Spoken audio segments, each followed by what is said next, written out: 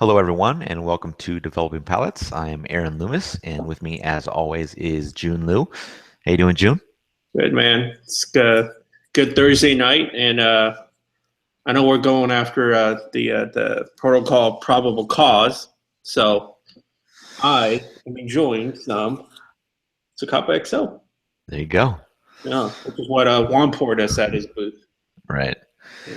So we are talking about the Cubariqueño protocol probable cause Churchill. This is 6.5 inches by 48 ring gauge. Comes out of the La Zona factory in Nicaragua.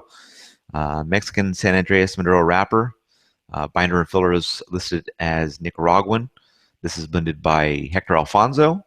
Price point on this cigar is $9.89, and it was just released at IPCPR here July 2016. So we can jump into our pre-light experience. So do you want to take us through what your pre-light experience was like? Yep. So probable cause, the Churchill one, has, typical of a really good Mexican San Andreas. I mean, it has a very Maduro, dark and hearty wrapper. What's interesting about this one is I had a lot of tooth in all three of the samples that I smoked, which is just aesthetically pleasing, especially when it burns on the ash. So the box press, I thought it was really well executed. Had a very even and uniform look, a nice welded here triple cap. And when I was, kind of giving through the pinch test, I felt that the cigar had a good amount of give on it. It was pretty well packed, so all those things look good. In terms of the pre-light aromas, on the wrapper, I got damp earth, cedar, white pepper, and a little bit of a flowery perfume. On the foot aroma, I got really deep notes of white pepper and sharp cedar, followed by that same damp earth. And on the cold draw, I got some lip tingling white pepper, cedar, and like a general earthy minerality to it. So all in all, very good pre-light experience. Yeah, I mean, the wrapper is really deep brown color, like you said. Some easily visible veins. There were also some lighter spots on the wrapper. Seams were slightly visible, but they're very smooth. Also had a really bumpy texture, like you're talking about the tooth, almost like a fine grit sandpaper. That was very uniform across the entire cigar. Three caps. The last one was slightly lifted on one of the edges for me, but not, no big deal. And it's got an oval press to it. So it wasn't like a regular soft box press or anything like that. It was more like an oval. It's got two bands on this cigar. Primary band is the standard protocol band, but instead of the original protocol, which used like blue and silver, this one is red and silver. And then the secondary band just says probable cause on it, using that same red and silver and black color scheme. Aroma from the wrapper was barnyard and leather for me. And the aroma from the foot was fairly sweet, and I would kind of classify it as like a cherry sweetness. Pre-light draw, it brought the same cherry sweetness. It was just a little bit dialed back, and there was a little bit of a spicy tingle on my lips from the wrapper as well. So, overall, a pretty good pre-light there. So getting into flavor, kind of take us through first third to final third, what your experience was like. Sure. So first third, I mean, upon first puff, I get a ton of sweet and creamy milk chocolate. And that was incredibly enjoyable. I mean, what cigar do you not want it to taste like chocolate? Right. So, and then after that chocolate, it's followed by that damp earth and a rich cedar. So about a couple inches in, that really sweet and creamy chocolate transitioned more into a semi-sweet chocolate for me, but it still supplied quite a bit of the same sweet and creaminess, just kind of dialed back, but more of a chocolate that you wouldn't get sick of, because I feel like if you eat a lot of like creamy sweet chocolate like Hershey's bar, I can eat a lot of it. But if you give me like something that's a semi-sweet chocolate, I can eat more of it and enjoy it more. After that semi-sweet chocolate that it kind of transitioned to, I still got the same other notes of the damp earth and the cedar. So through the nose, I got black pepper spice, but just a really well balanced one. And I got cedar and dry nuttiness. And the finish was of the same semi-sweet chocolate, cedar, damp earth, and dry nuts. And it's interesting about the finish because the finish was really lingering, and it just kept going on and on of those flavors. And one thing that I wanted to note was this is a cigar that typical of, well, not typical perhaps, but a lot of broadleaf cigars, especially Connecticut broadleaf cigars, I get really good aromas off the smoke, and this was that. I got a really very rich and fragrant, like a rich cedary note off the smoke, which I typically don't recognize, but having to smoke it in my garage, and with just when to just kind of take out the smoke that's clear from the room, I really enjoy that. In terms of body, it was medium full. Strength was at a consistent medium within the entire first third. Now moving into the second third, I feel like this is kind of where the cigar started to hit a stride. So at the heart of it, I still had that same semi-sweet chocolate, cedar, dry nuttiness. I started getting coffee and leather that's mixing into the profile, and that was good because it kind of gave it another depth of dimension into it. And I felt like the tannins build from that medium plus mark to a full, and the smoke just caked my palate with like a really nice and rich thickness. And then into the second third, I got more. I started getting an inviting black pepper spice that's through just the mouth draws. So second third on the retro is still the same as the first third. Black pepper, cedar, dry nuttiness. And that finish still was a very lingering semi-sweet chocolate, cedar, damp earth, and dry nuts. So within the majority of the second third, in terms of body, medium full to a full now, and strength was still at a medium. So finally moving into the last third, it basically kind of keeps its stride from the second third. So it still gave me a lot of full tannins with flavors of the semi-sweet chocolate, cedar, dry nuttiness, coffee, black pepper, leather. But kind of halfway or so through the last third, I started recognizing a bitterness. And that bitterness paired really well with the cedar wood.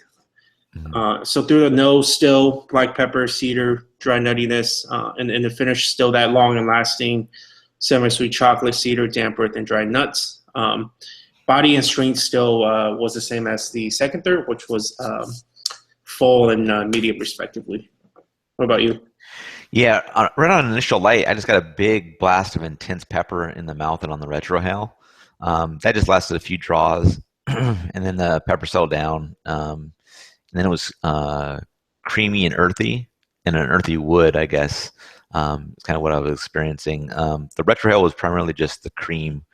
3/4 of an inch in, the earthiness kind of went away. The profile was very creamy and woody, and the retrohale was still creamy. But a little bit of pepper started to mix in with it at that point. Getting past the 1 inch mark, some char came in to mix with the wood and the creaminess, so that was nice. And then 1.5 inches in, a little bit of the earthiness came back to the profile. And there was a really nice mix of the cream, charred wood, and earth at that point. And then getting towards the end of that first third, the profile became a little bit darker as the charred wood and the earthiness were more prominent than the cream. The cream kind of moved into the background. But the retrohale was still primarily creamy, and there was just a little bit of woodiness there. Getting into the second third, it just kind of continued on with the earthiness and the charred wood up front, and the cream was in the background. 1/2 inch in the second third,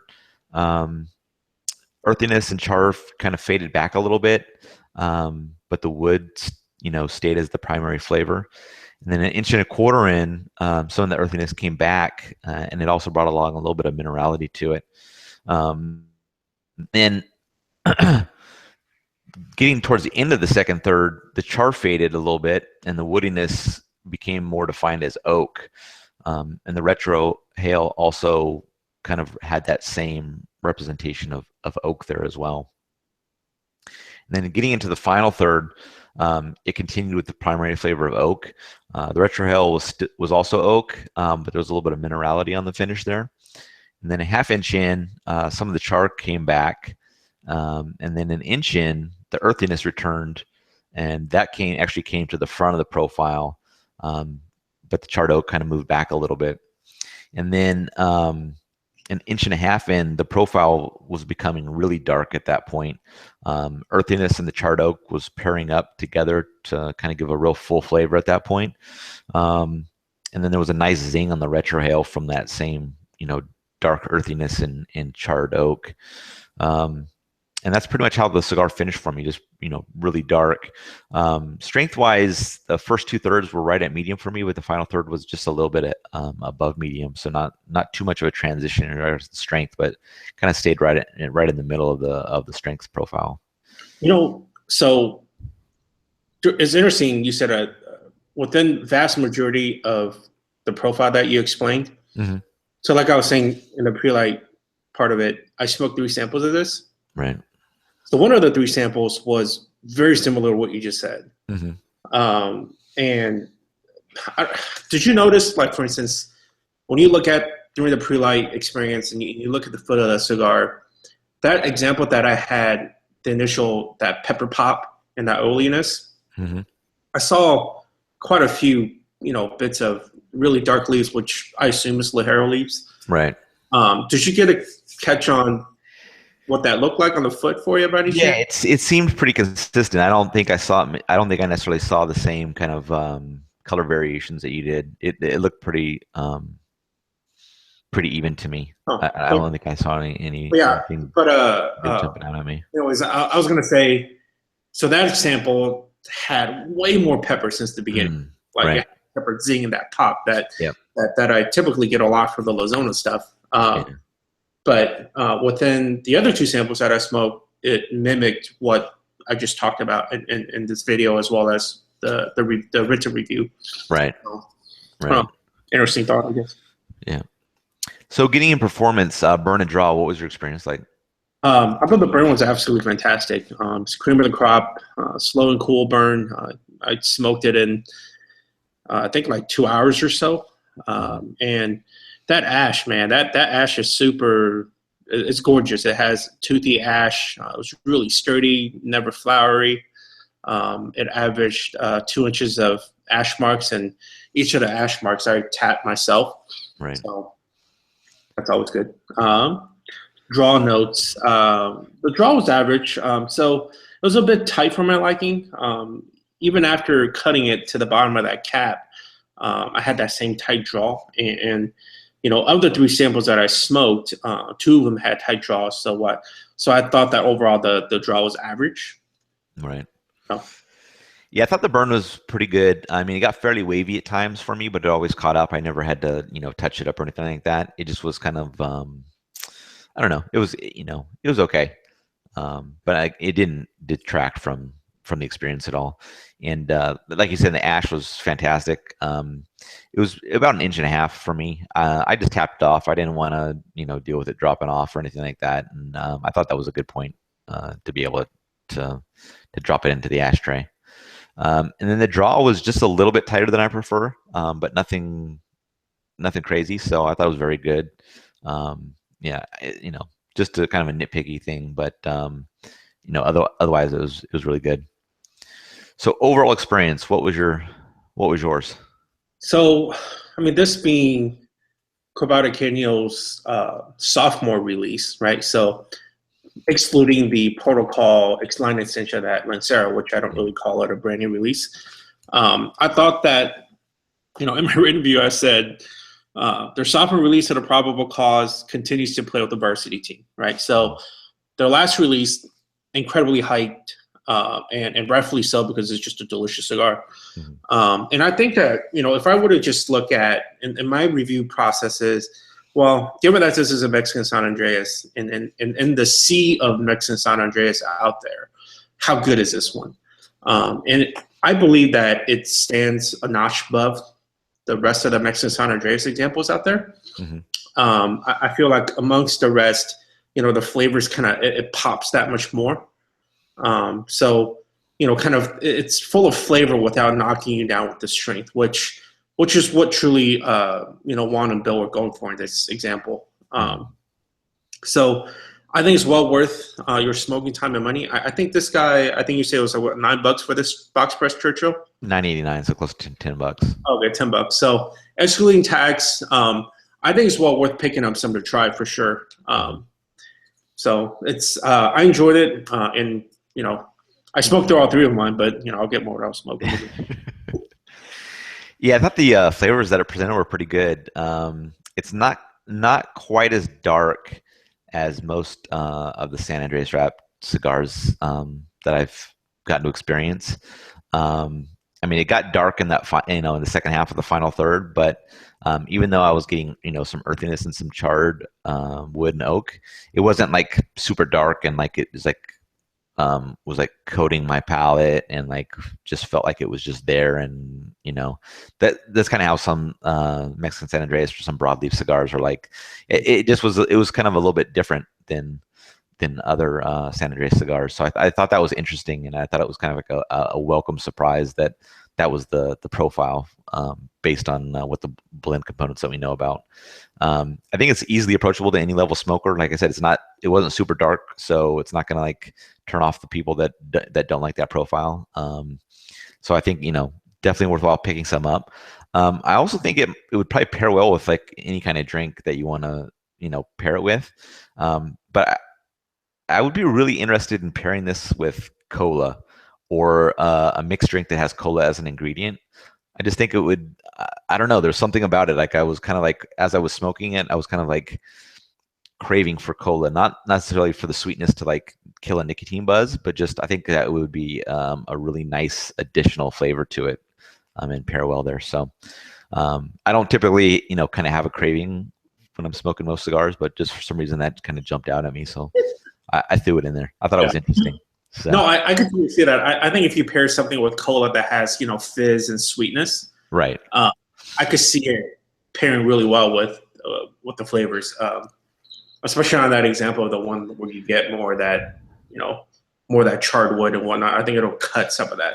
Yeah, and I'm not necessarily saying like a Coke or a Pepsi. I'm talking about more like maybe more like a craft soda cola type thing. So not maybe something that's using like pure cane sugar or something like that. That's I don't want to use the word organic, but just something that's a little bit that doesn't have that mass produced kind of craft soda in general, I guess. Yeah. I think that would be a good pairing there. So scoring wise, you gave this a 7.73. I gave it a 7.20. How do you think the score fit with your experience? It's in line with my expectations. The most important part given first, second, and last third. So I basically rated, good, very good, very good. Mm-hmm. And I think personally for me, I think Mexican San Andreas rarely reaches that euphoric, amazing level. Right. But I think this is a really good example of it, and it's a better example than what's most out there for sure. Mm-hmm. And the construction, the burn was great. Unfortunately, the draw was just average, so got some points knocked down for that, given the three examples that I smoked. So, given my 7.2 you said? 7.73. 7.73. So given the fact that 5 is an average for us, out of the denominator of 10,